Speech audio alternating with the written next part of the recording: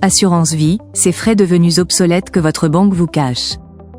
Difficile à croire que des frais sur versement soient prélevés par les assureurs aujourd'hui.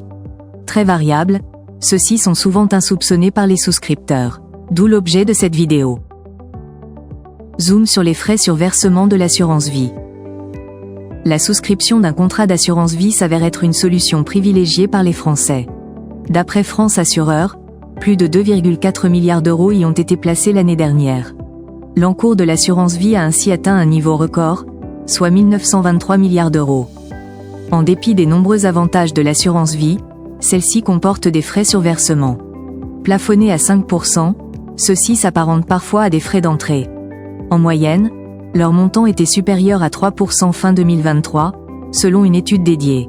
En principe, les frais sur versement permettent de rémunérer l'intermédiaire. Nous parlons ici du distributeur du contrat. Il peut s'agir de votre banque, CGP, courtier, agent d'assurance, etc.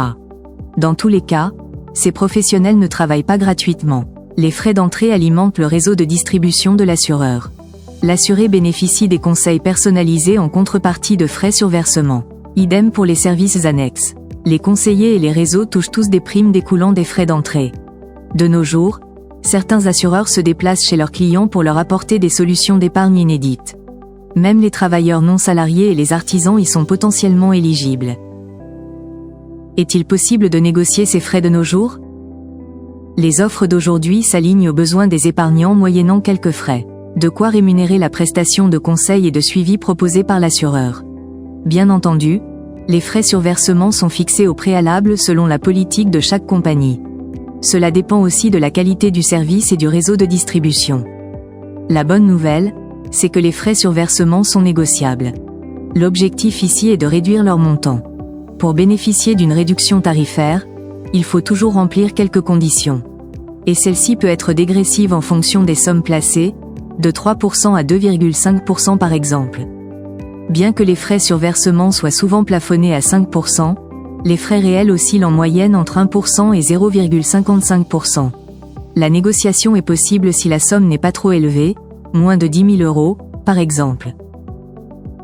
Quid de l'assurance vie en ligne? Y a-t-il des frais sur versement?